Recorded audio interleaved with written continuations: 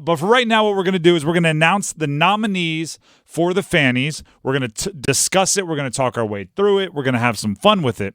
And we'll announce winners next week. The winners will be announced next week. What this is it's a time to kind of celebrate all the nominees. You see like the Oscars and stuff do this. Well, they'll have like a nominee announcement day. That way everybody gets to have that moment before they learn that they lost. They get to learn that, hey, I'm nominated. But also this is an opportunity for you all to be like our fact checkers, our spot checkers. If you do not hear an obvious selection, right? If we have best team, male athlete, female athlete. If you don't hear an obvious selection that should be a nominee, we want you to let us know. You can do it on Twitter, at Donnelly Sports to me, at The Fan Rookie to Dennis. Or our live YouTube stream. Or our live YouTube stream. Pretty much any way you can get in contact with us will work. So if we miss something obvious, you be our fact checkers, you be our blindside watchers, and let us know what we're missing. But without further ado, Dennis, I think they do usually have like a formerly nominated actor announce the nominees. So Dennis, you're going to be, that Idris Elba or whatever. Oh, okay. That person that's going to come out and announce the nominees. All right, so for the first category, let's go best team. Now, by the way, this runs our timeline here goes from July 1st, 2023 through June 30th of 2024. That's the timeline that we're working with. Deal. So best team, NC State men's basketball, NC State women's cross country, UNC Field Hockey, and UNC Baseball are our nominees for best team. Again, college or pro here in the state of North Carolina. Best team, NC State men's basketball getting to a Final Four. NC State women's cross country winning a national championship. Same with UNC Field Hockey. UNC Baseball getting to a College World Series while also winning the ACC. So, I mean, here's the thing. We actually had to pare down nominations just to get to 4. The cutting room floor was pretty impressive for a lot of these nominees lists.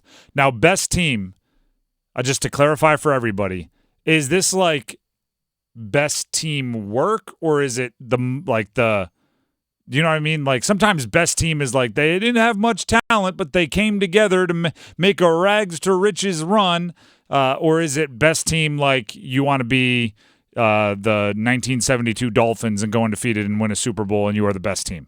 Yes. Okay. I mean, like you factoring in accomplishments, being on court or on field success. I mean, again, women's cross country at NC State won a national championship. UNC Field Hockey won a national championship. That's as peak as it gets. So that's where we are. Best team. We might get calls like those high schoolers. We might. We might get, no. Let me tell you why. There might be some upset. But, hey, happens with any awards. What's the next? Male Athlete of the Year. We have a few different nominations here. Payton Wilson, linebacker from NC State. Best college football defender in the country this year. R.J. Davis, UNC men's basketball, the ACC Player of the Year. Best shooting guard in the country this year. Sebastian Aho, Carolina Hurricanes, and another outstanding season, All-Star. Most underrated superstar in the NHL. And then Derrick Brown, Carolina Panthers, set an NFL record for number of tackles by a interior defensive lineman. When you set NFL records, that's a good thing. See, I do love that. My initial reaction was that's just because no one else on the Panthers could make a tackle, so they were all available.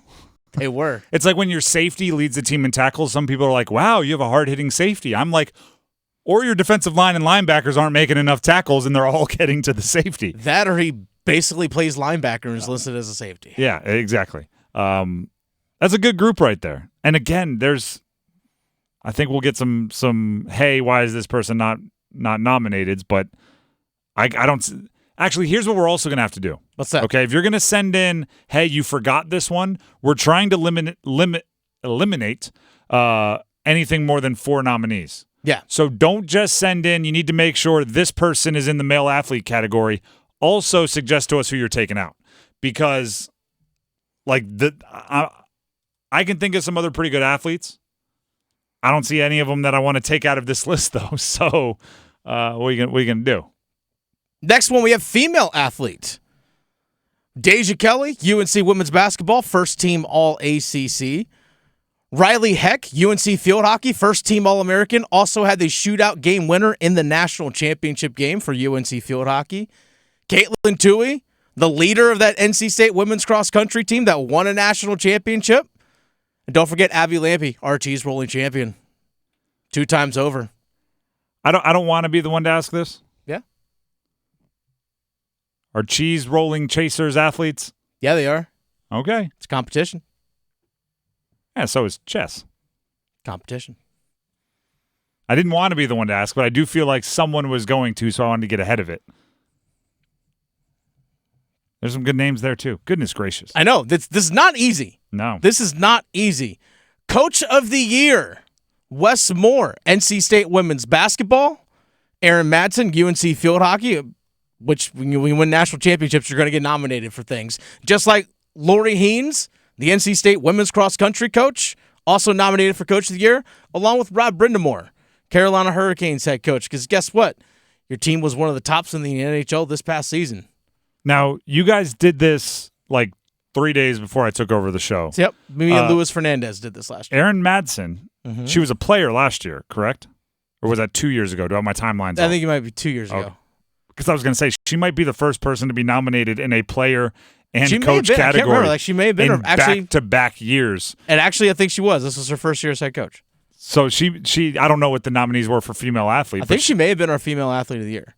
She may be nominated for player and coach of the year in back-to-back seasons. That is unreal. Imagine if, like, Rod Brind'Amour won coach of the year in 2007. That's kind of what she's trying to make happen here. Obviously, the college field hockey version of that, but hey, shout out to Erin Madsen. Go ahead. Next one, we have the rivalry of the year. Rivalry of the year. We have UNC NC State football, Duke versus NC State men's basketball, the Carolina Hurricanes versus the New York Rangers, and David Tepper versus Fannies. And this is as it's played out over this past year. Yes. That's right? This is not like the history of the rivalry. Yes, because if you go in history of rivalry, it's Duke Carolina. Yeah, and you know. And it's...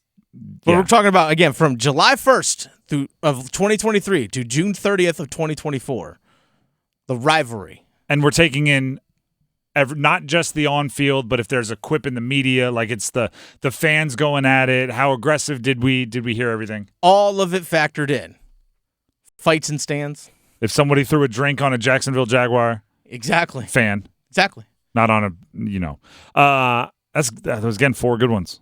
4 good ones. We're going to have a hard time making these decisions. And we'll have these announcements for you on Monday. By the way, the next one we have is the game of the year.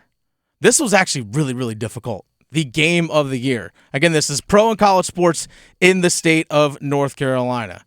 Game of the year, UNC versus App State football double overtime win. These are the nominees.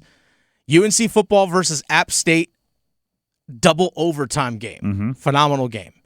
NC State men's basketball in the NCAA tournament second round, their overtime win over Oakland. Just to get to the Sweet 16. Great game. UNC Wilmington with the upset on the road at Kentucky at Rupp Arena during the college basketball season.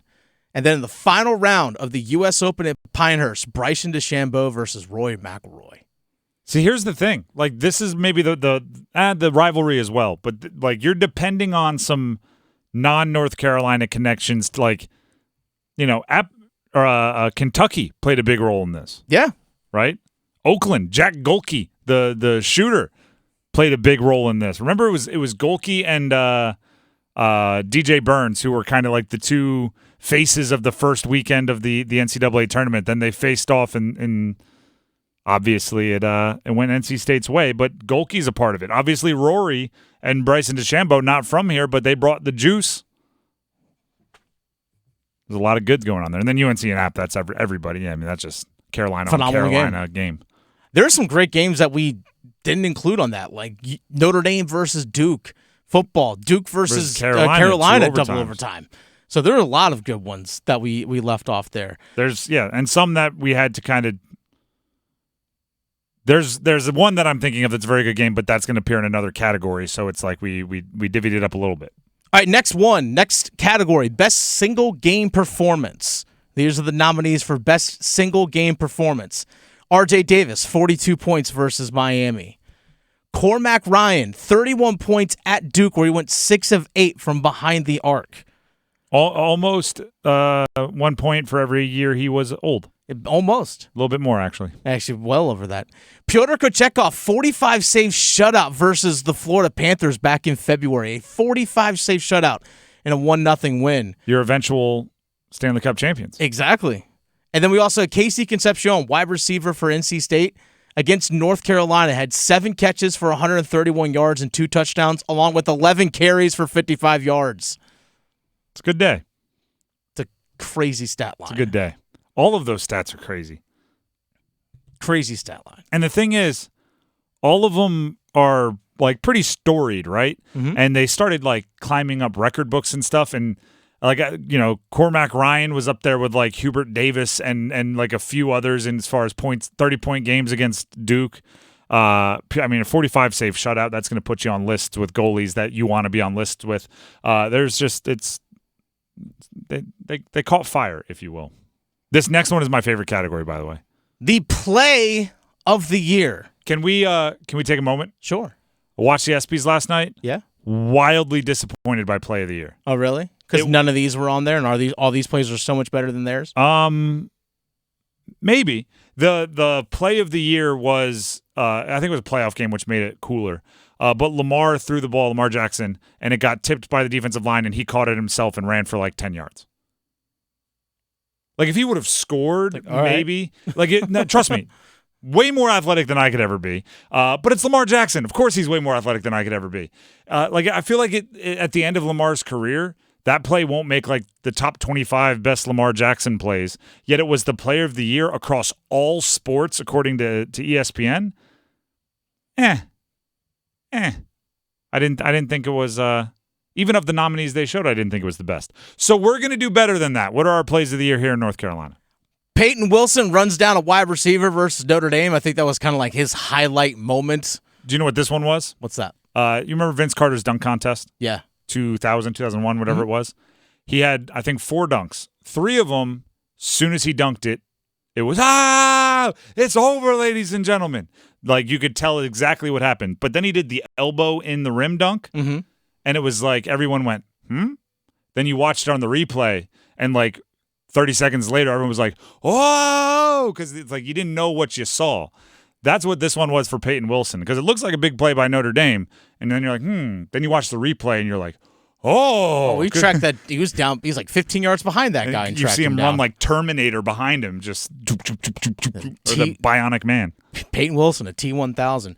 All right, so the Payton Wilson runs down a wide receiver versus Notre Dame. Drake May, lefty touchdown pass versus Pitt. He's right-handed, threw a touchdown pass left-handed with a guy all over him. That was impressive. The Michael O'Connell buzzer beater in the ACC tournament against Virginia to force overtime. Surprised even himself. Bank rattled it in, little flex. Bank rattled it in, just the whole deal. And then also, the final nominee for Play of the Year, Jordan Martinook's save on the goal line against the New York Rangers in the Stanley Cup playoffs. Probably my favorite play of the Kane season. Oh, yeah. That's one that if they would have won the championship, if they would have, you would have pointed back to that play. It would have been like the start of the DVD story about the run. And it's also just Martinook being Martinook. Like he makes those plays. Next category, breakout athlete. Casey Concepcion, wide receiver, NC State football. Seth Jarvis, Carolina Hurricanes. I mean, obviously a lot of us Canes fans know who he is, but in terms of a breakout year, Seth Jarvis for the Carolina Hurricanes. DJ Horn, NC State men's basketball. And Brandon Miller, Charlotte Hornets, finished 3rd in the NBA Rookie of the Year voting. Look at Brandon Miller getting the Hornets on the board and nominated. Great season.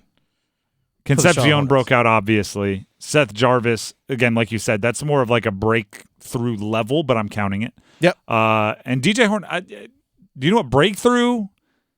The Fannies every year, breakthrough is going to become more and more competitive. Oh, yeah. Because the transfer portal makes for more like out of nowhere explosions.